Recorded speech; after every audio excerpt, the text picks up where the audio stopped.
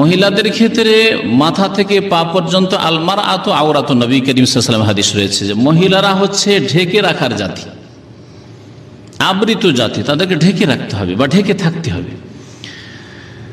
সুতরাং নামাজের অবস্থায় এই মুখমণ্ডল চেহারা ছাড়া, যদি অপর পুরুষ না থাকে, অপর পুরুষ থাকলে চেহারাও ঢাকতে হবে। তাহলে হিজাব, পর্দার বিষয় আর নামাজের লেবাস দুটো ভিন্ন ভিন্ন মাসলা। এই দুটো মাসলাকে অনেকে এক করে দিয়েছে মহিলাদের ক্ষেত্রে, যার ফলে তাদের এই দুটো বিষয় বুঝতে গিয়ে গোলমাল হয়েছে।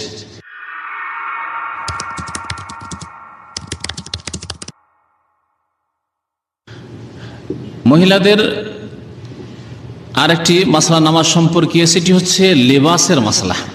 নামাজের অবস্থায় তাদের পোশাক কেমন হওয়া উচিত, এই বিষয়টি অত্যন্ত গুরুত্বপূর্ণ বিষয় এবং জটিল বিষয়। কারণ এতে নামাজ হওয়া না হওয়ার বিষয়টি নির্ভরশীল। যদি ফরজ লেবাস নামাজের অবস্থায় যা তাতে ঘাটতি হয়ে যায়, তাহলে ওই অবস্থায় নামাজ হবে না। কারণ নামাজের একটি শর্ত হচ্ছে যে লজ্জা স্থান আবৃত হইতে হবে, লজ্জা স্থান আবৃত হইতে হবে। পুরুষদের লজ্জা স্থান নাভি থেকে হাঁটু পর্যন্ত। সুতরাং নামাজের অবস্থায় কোনো পুরুষের যদি হাঁটুর কোনো অংশ খুলে যায়, হাঁটুর ওপরে কোনো অংশ, রানের কোনো অংশ খুলে যায়, অথবা নাভির নিচে কাপড় চলে যায়, নাভির সরাসরি পিছন দিকে কাপড় নেমে যায়, যেমন অনেক প্যান্ট পরা ভাইয়েরা যখন টান দেয় রুকুতে, তখন পিছন দিকে কিন্তু প্যান্টটা নেমে চলে আসে, নামাজ হবে না। এগুলি বাস্তব বিষয়। ঠিকই তেমনই মহিলাদের বিষয়টিকে আমাদেরকে বুঝতে হবে যে তাদের লজ্জাস্থান কতটুকু, মানে তাদের আওরাত আবৃত রাখতে হবে কতটুকু। মহিলাদের ক্ষেত্রে মাথা থেকে পা পর্যন্ত আলমার আত আওরাত, নবী করিম সাল্লাল্লাহু আলাইহি ওয়াসাল্লাম হাদিস রয়েছে যে মহিলারা হচ্ছে ঢেকে রাখার জাতি, আবৃত জাতি, তাদেরকে ঢেকে রাখতে হবে বা ঢেকে থাকতে হবে। সুতরাং নামাজের অবস্থায় এই মুখমণ্ডল চেহারা ছাড়া, যদি অপর পুরুষ না থাকে, অপর পুরুষ থাকলে চেহারাও ঢাকতে হবে। তাহলে হিজাব, পর্দার বিষয় আর নামাজের লেবাস দুটো ভিন্ন ভিন্ন মাসলা। এই দুটো মাসলাকে অনেকে এক করে দিয়েছে মহিলাদের ক্ষেত্রে, যার ফলে তাদের এই দুটো বিষয় বুঝতে গিয়ে গোলমাল হয়েছে। আর বলে ফেলেছে না চেহারা খুলতে পারে না। হিজাবের ক্ষেত্রে বাইরে যখন বের হবে, অপর পুরুষের সামনে পড়তে পারে, তখন চেহারাও ঢাকতে হবে, হাতও ঢাকতে হবে, চেহারাও ঢাকতে হবে, পাও ঢাকবে। এটি হচ্ছে সহিহ। কিন্তু নামাজের অবস্থায় যখন অন্য কোনো অপর পুরুষ নেই, তখন নামাজের পোশাক, এক হচ্ছে নামাজের পোশাক তাহলে, আর আরেকটি বিষয় হচ্ছে হিজাব, পর্দার পোশাক।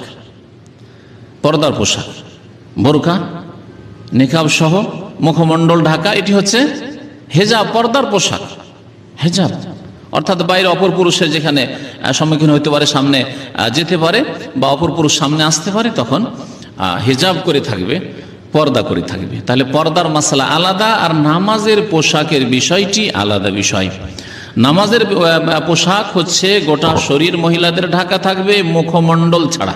তাহলে মুখমণ্ডল মহিলাদের নামাজের অবস্থায় খোলা থাকবে, এতে কোনো দ্বিমত নেই। পরে হোক আর যেভাবে হাত ঢেকে থাকবে, না হাত খুলতে পারে।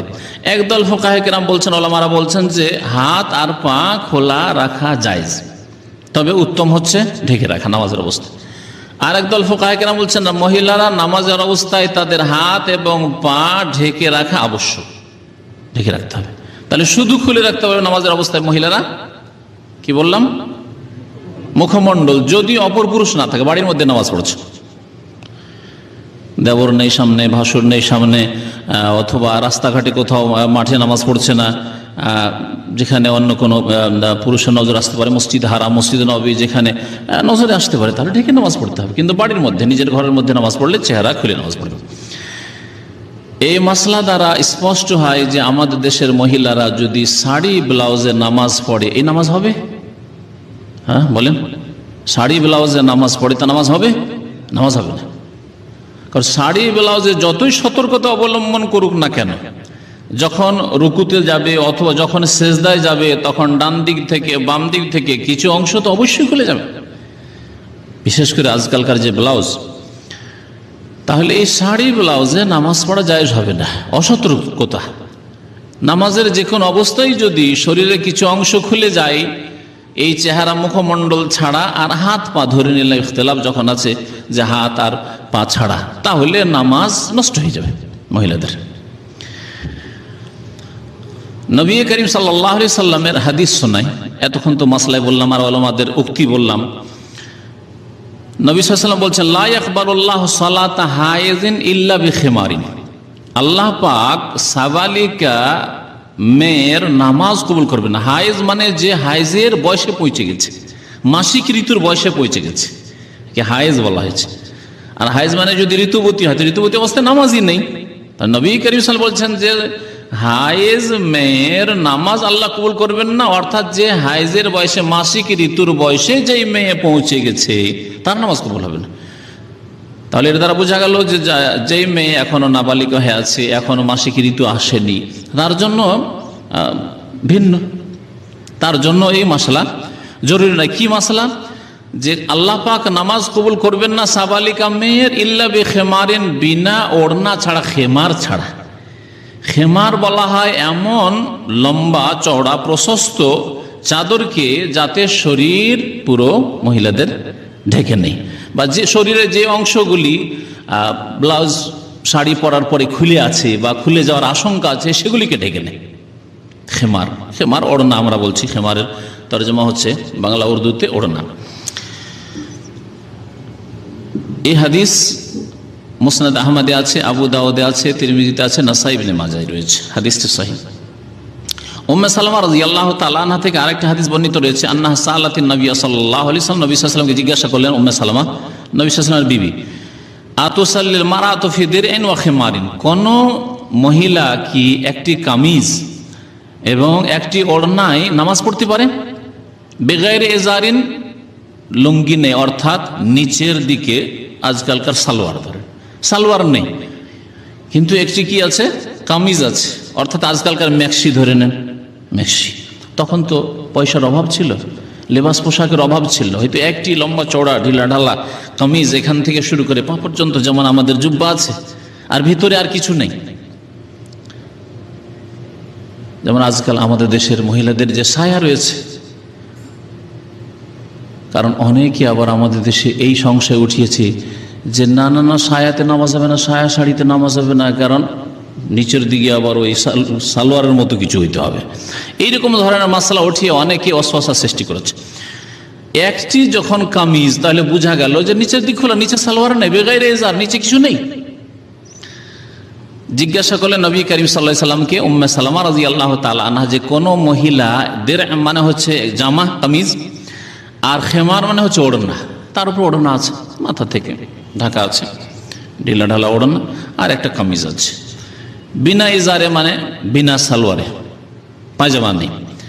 কাল নবী করিম সাল্লাল্লাহু আলাইহি ওয়াসাল্লাম বললেন, ইযা কানা দিরউ সাবিগান, যদি জামা লম্বা হয়, তাহলে জামা ছোট হলে আজকালকার যে কামিজগুলি আছে এই কামিজ তাহলে হবে না, যদি লম্বা হয় ম্যাক্সির মতো, তাহলে কতটা লম্বা হইতে হয়? ইউগাত্তি যুহুরা কাদমাইহা, মহিলার পায়ের ওপর ভাগকে যদি ঢেকে দেয়, ওপর ভাগকে যদি ঢেকে নেই বা ঢেকে দেয়, ইউগাত্তি যুহুরা কাদমাইহা, তাহলে পা পর্যন্ত ঢেকে। যারা বলেছেন যে পাও ঢাকতে হবে, তারা এই হাদিসের অংশটুকু পেশ করেছে, পাও ঢাকতে হবে। তো এই হাদিসগুলি প্রমাণ করে যে মহিলাদের তাহলে মাথা ঢাকা ফরজ, মাথার চুল যদি খোলা থাকে ওই অবস্থায় নামাজ হবে না। এইরকমই কাঁধ ঢাকা, গর্দন ঢাকা, গলা ঢাকা মহিলাদের ফরজ। ইমাম ইবনে তাইমিয়া রাহমাতুল্লাহ আলাইহি বলছেন, তার মজমুল ফতাওয়া 37 খণ্ডে রয়েছে, এই মাজমুল ফতাওয়ার 22তম খণ্ডের 114 পৃষ্ঠা, ফাইনাল মারাত আল্লাহ সাল্লাত ওয়াহদাহা, মহিলা যদি একাও নামাজ পড়ে, কানাত মামুরাতান বিল ইখতিমার, তবুও তাকে ওড়না পড়তে হবে। একাই নামাজ পড়ছে, কোনো কেউ নেই তার সামনে, না দেবর আছে, না ভাসুর আছে, না অন্য কোনো পুরুষ আছে, কেউ নেই, একাও যদি নামাজ পড়ে তবু কি করতে হবে? ওড়না নিতে হবে। ওয়াফি গায়রি সালাতি ইয়াজুজু লাহা কাশফু রাসি ফি বাইতিহা, কিন্তু নামাজের মধ্যে নেই, নিজের বাড়িতে আছে, স্বামী আছে, ছেলেরা আছে, তাহলে এই অবস্থায় নামাজের বাইরে তার জন্য মাথা খোলা যায় ফি বাইতিহা, নিজের বাড়িতে। অপরের বাড়িতে নয়। অপর বাড়িতে যেখানে হঠাৎ করে অপর পুরুষ হঠাৎ ঢুকতে পারে, কারো বাড়ি মেহমান হয়ে গেছে, অনেক মহিলারা কিন্তু এইরকমই করে। অপরের বাড়িতে গিয়ে বোরকা খুলে ফেলেছে, ওড়নাও খুলে ফেলেছে, মাথার চুল খুলে আছে, আর হঠাৎ করে হয়তো বাড়িওয়ালা ঢুকলো, ও জানে না যে এখানে কোনো মহিলা আছে, আর হঠাৎ নিজে আমার স্ত্রী আছে মনে করে ঢুকে পড়লো, সমস্যা না? এই জন্য ওলামায়ে কেরামরা বলেছেন নিজের বাড়িতে তাহলে মাথা মেয়েরা খুলতে পারে নামাজের বাইরে, কিন্তু নামাজের মধ্যে মাথা ঢাকতে হবে। তাহলে মাথা ঢাকা, চুল ঢাকা নামাজের মধ্যে এটি হচ্ছে মহিলাদের জন্য জিনাত, অলংকার, সাজসজ্জা গ্রহণ করা, যার আল্লাহ পাক আদেশ করেছেন কোরআনে কারীমের একটি আয়াতে, ইয়া বানি আদম খুযু জিনাতাকুম ইনদা কুল্লি মসজিদ, হে আদম সন্তান সন্ততি, তোমরা তোমাদের জিনাত গ্রহণ করো, সাজসজ্জা গ্রহণ করো, ইনদা কুল্লি মসজিদ, প্রত্যেক মসজিদে, অর্থাৎ নামাজের সময়। এই আদেশ যেমন পুরুষদেরকে তেমন মহিলাদেরকে। সুতরাং বলছেন ইমাম ইবনে তাইমিয়া রাহমাতুল্লাহ, ফাআখযু জিনাত ফিস সালাতি হাক্কুন লিল্লাহ, তাহলে জিনত গ্রহণ করা অর্থাৎ মাথা ঢাকা, মহিলাদের চেহারা ছাড়া শরীরের সমস্ত অংশ ঢেকে রাখা, এটি আল্লাহর হক। এটা অপর পুরুষ আসছে এই জন্য নয়, আল্লাহর হক এটি। কেউ থাক আর না থাক, নামাজের অবস্থায় গোটা শরীর ঢাকা থাকতে হবে মুখমণ্ডল ছাড়া। এইরকমই উদাহরণ দেখেন তাওয়াফের ক্ষেত্রে। ইমাম ইবনে তাইমিয়া বলছেন যে তাওয়াফের সময় যদি কোনো বান্দা না থাকে, যদি আজকাল হয়তো কল্পনা করা যায় না 24 ঘন্টা তাওয়াফ চলতে আছে আর লোকজনের সমাগম আছে, কিন্তু এমন একটা যুগ ছিল, হইতে পারে গভীর রাত্রে কেউ নেই, হয়তো আজকে থেকে 1000 বছর আগে, বা এমন যুগগুলিও কেটেছে মক্কার উপর, যেই যুগে নিরাপত্তাহীনতা ছিল, নিরাপত্তা ছিল না, তখন মানুষই নেই, হয়তো জনশূন্য। তাহলে কোনো মানুষ নেই তাই বলে কি উলঙ্গ হয়ে তাওয়াফ করা যাবে? কোনো মানুষ তো দেখে না। বলছেন ফালাইসা লিআহাদিন আন ইয়াতুফা বিল বাইতি উরিয়ান, কোনো ব্যক্তির জন্য জায়েজ নয় যে উলঙ্গ হয়ে তাওয়াফ করে, ওয়ালাউ কানা ওয়াহদাহু বিল্লাইল, যদিও রাতের অন্ধকারে হোক না কেন, একাই।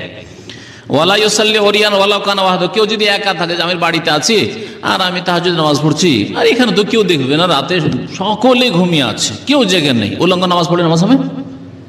নামাজ হবে না। ওই রকমই মহিলাদের বিষয়টি। এলা আন কাল, তারপরে বলছেন ফালাইসাতিল আওরাতু ফিস সালাতি মুরতাবিতাতান বিআওরাতিন নাজরি, তাহলে নামাজের অবস্থায় যে শরীরকে আবৃত করতে হবে এই বিষয়টির সম্পর্ক কেউ দেখে নেবে এর সাথে নাই, বরং আল্লাহর হক এটি। কেউ দেখুক আর নাই দেখুক, কোন পুরুষ থাক আর নাই থাক, আল্লাহর হক হচ্ছে যে নামাজের অবস্থায় মহিলারা শরীরকে ঢেকে রাখবে। মনে রাখবেন যে শুধু বললাম চেহারার কথা, যাতে কোনো ইখতিলাফ নেই যে চেহারা খুলে রাখবে নামাজের অবস্থায়, যদি বাড়িতে নামাজ পড়ে যেখানে অপর পুরুষ নেই। আর হাত আর পায়ে ইখতিলাফ রয়েছে, উত্তম হচ্ছে তাও ঢেকে রাখা।